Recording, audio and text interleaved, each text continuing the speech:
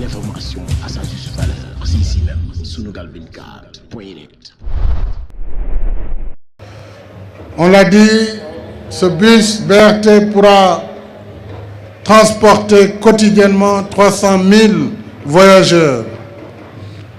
Ce système de transport collectif, moderne et confortable, mais également sûr et régulier, et qui sera à un prix abordable, permettra de réduire de moitié le temps de trajet entre Guédiawaye et Dakar.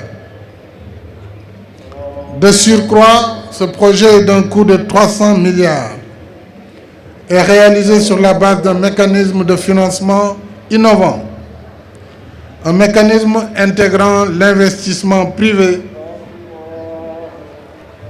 à hauteur de 15% pour l'acquisition et l'exploitation d'un matériel roulant répondant aux standards internationaux.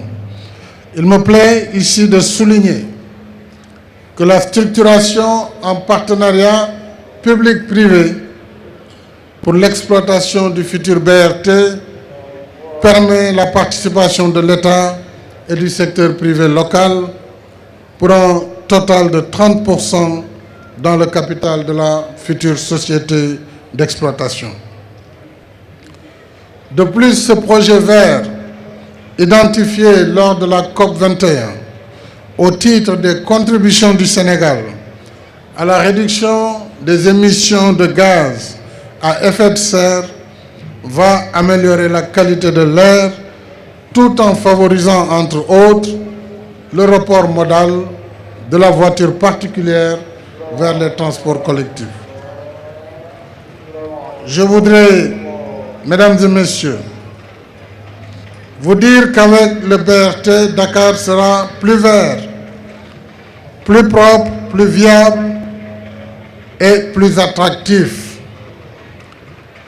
Au-delà des belles perspectives offertes par le BRT, il nous faut naturellement relever les énormes défis du sous-secteur des transports afin d'asseoir une mobilité durable.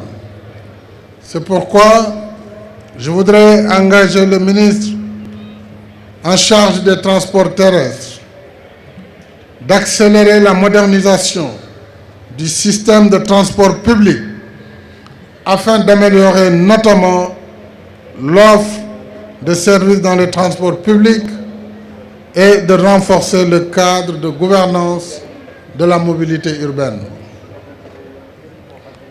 Par ailleurs, une haute priorité devra être accordée à la pérennisation des ressources nécessaires au financement du secteur ainsi qu'à la sécurité routière et ferroviaire.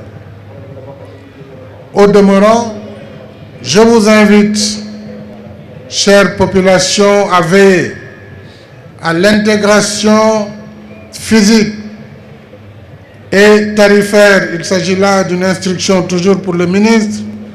L'intégration physique et tarifaire du BRT, du TER et de Dakar Dem Dikk à travers la mise en place d'un réseau de rabattement efficace vers les systèmes capacitaires. Ce faisant, l'usager pourra voyager d'un mode à l'autre grâce à un seul titre de transport numérisé.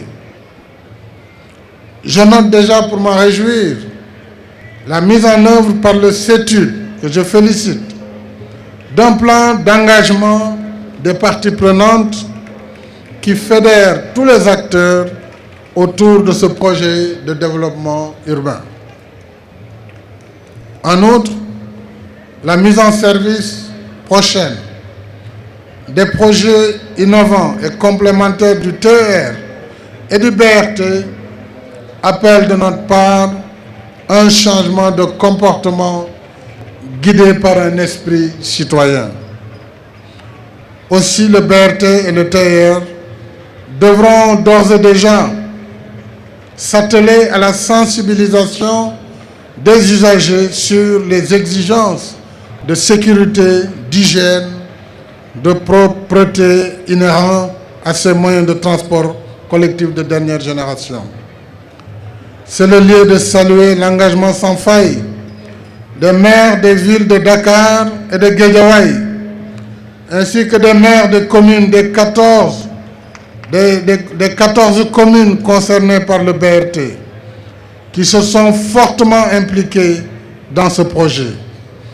Je voudrais les citer juste les communes pour saluer les maires ainsi que les conseils municipaux et les populations des communes de Golfe Sud, de Sam Notaire, mais aussi ici à Guédiawaye, de Wakhinane Nimzatt qui va accueillir le centre de dépôt.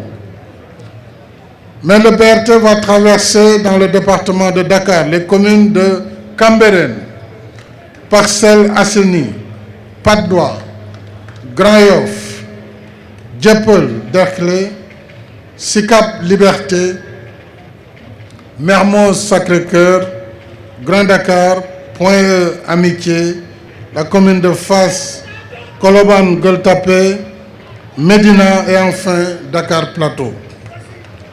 Je voudrais féliciter tous les maires et je sais donc pouvoir compter sur l'engagement. L'information à sa juste valeur, c'est ici même, Sunugal 24.net.